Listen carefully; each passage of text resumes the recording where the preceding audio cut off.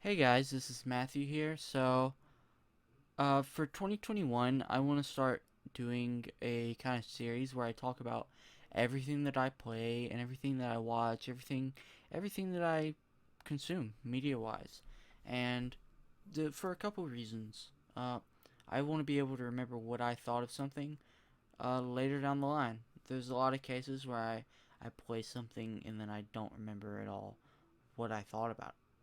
I forget parts of it, and then sometimes I want to go back and remember what I thought about a game, and then also maybe my thoughts can provide someone else entertainment. I don't know. There's no pressure to be entertained by my thoughts, but it's something I want to do, and I hope someone enjoys it. Maybe I'll get 0 viewers. Maybe I'll get a bunch of viewers. I don't know.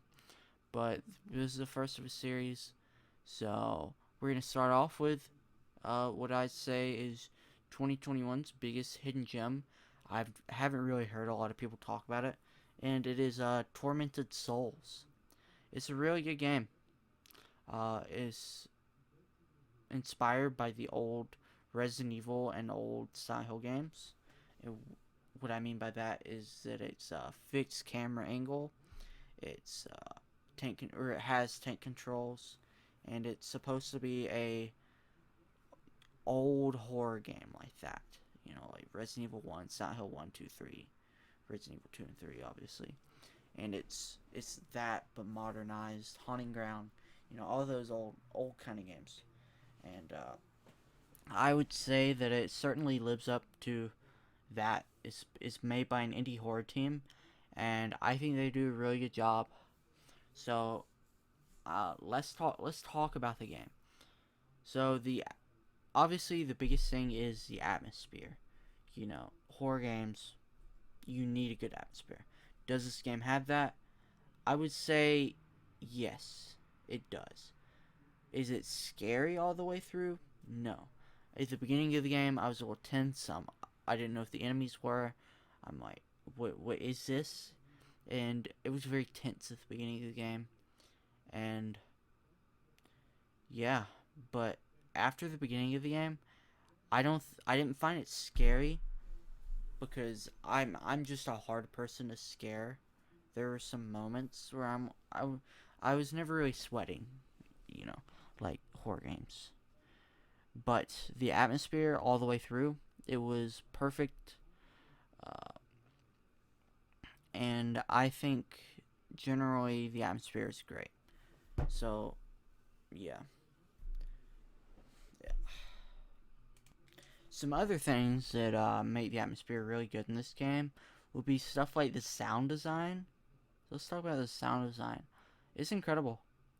I mean, I'm not going to sugarcoat that. This game has really, really good sound design.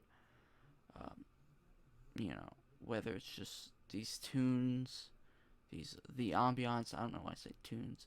The ambiance is just always there.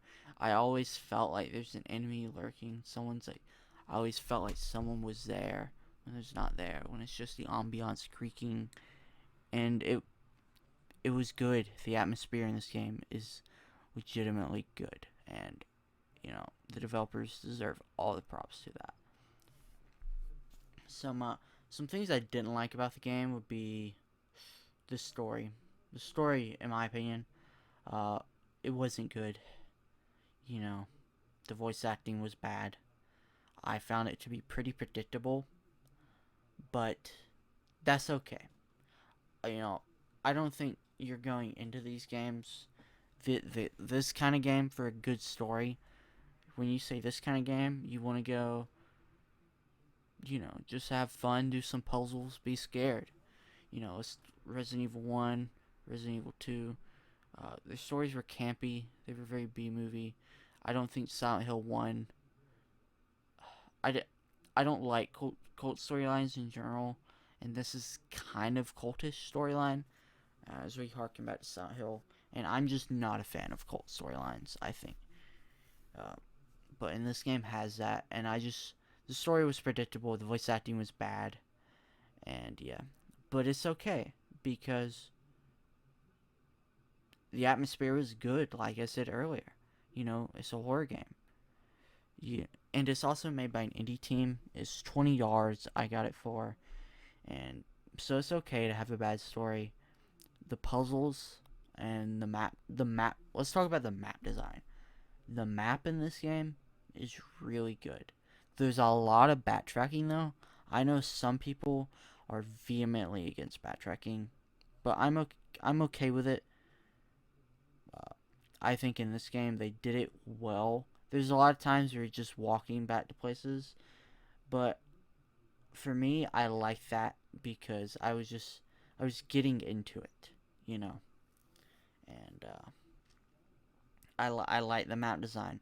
At the end of the game, I'm like, I didn't even need to use my map, and I thought it was going great. I was becoming accustomed to the, uh, it's like a mansion, hospital. I knew it by heart, uh, because there is backtracking, and but it just made me feel like it was progressing, and I was doing good. Let's talk about the controls. I mentioned earlier it has tank controls. I didn't really use the tank controls. It's also pretty modernized with the stick. I use a stick to walk around, and I found the controls to be great. I mean, they're basically the exact same as older style Resident Evil games. You know, and if you like that, then you like this. I mean, that's what the game is made for. It's made for those old kind of story, like old fans of that genre, old survival horror fans, because a lot. I mean, games just aren't like that these days. Like fixed camera, they're just not made like that anymore. And this game was for that, and I think it did a really good job. It has multiple endings, and yeah. Uh, so what else should I talk about? I don't know if I went into the puzzles, so let's talk about the puzzles for a second. Uh, some of them are really hard, some are easy. I had to use a guide a couple times in this game. Excuse me, and I'm not gonna shame myself for using a guide. There's no shame. So the game sometimes it will have a character to help you know where to go, and then other times I was just walking around lost, and I'm like, where do I go? And I would use a guide. There's no objective system. I like that, and but sometimes some of the puzzles were like you have to know real world stuff, and there's like some like religious stuff you have to know that I didn't know off the top of my head, and so I did look some stuff up. So I think on some puzzles you'll have to use a guide. On some, but it's made in a way where like you can do it without a guide. Like, it's not. They're not insanely stupid. You know, you can do it. But I did for some of them. The enemy variety in this game, I'd say, was pretty good. There are a lot of different types of enemies. I know Silent Hill, like the enemies were based on stuff. I don't know if this game had that. I didn't. I read every document in the game. I got every ending, and I got every collectible book. And I don't know if I'm dumb, but I didn't put together an enemy design equals some kind of trauma with the character. So overall, I think they were just kind of, cool enemies. I think there are enough of them for how long the game is. The game, it took me about 5.5 hours to beat my first playthrough, and yeah, and I think there are plenty of enemies off the top of my head. 1, 2, 3, 4. Off the top of my head, I remember 5 different enemy types. I don't know if I'm missing one, and yeah. So there's a lot of enemy variety, and overall, my thoughts on this game. I went in very excited to play the old kind of games, and it gave me exactly what I wanted. It gave me an old style Resident Evil game, old style Silent Hill game. I don't know why I'm using those two. I'll say old style survival horror games. Something that is severely lacking in today's modern gaming, and I'm glad that we got it in this game. Uh, I'd say it's probably one of my favorite games of 2021. I don't think it's my game of the year. You know, off the top of my head, I really like Hitman 3. There are other games I want to play, like SMT 5 and or not Hitman 3, and like Guardians, and just, stuff like that. But uh, my my thoughts after beating it, I really liked it. I thought it was really good, and it's one of the best hidden gems of 2021. Not a lot of people talk about it, and the game does most stuff right, other than the story. But it's about the gameplay and the puzzles, and you know, just being a survival horror game. And I think the game really excels at that. And so yeah, just my thoughts. What would I rate it?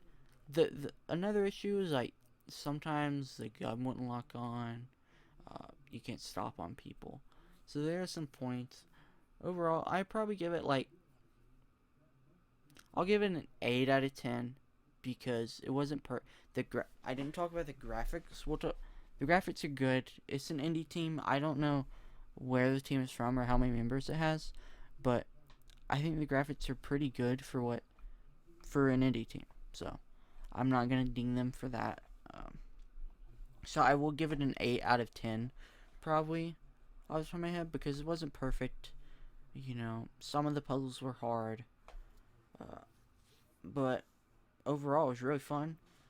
The story predictable. There are some twists I didn't see coming, and I thought they did some really cool things with some twists, like you know, and yeah. So I'm gonna give it an 8 out of 10, and I'm gonna thank everyone for watching my first video.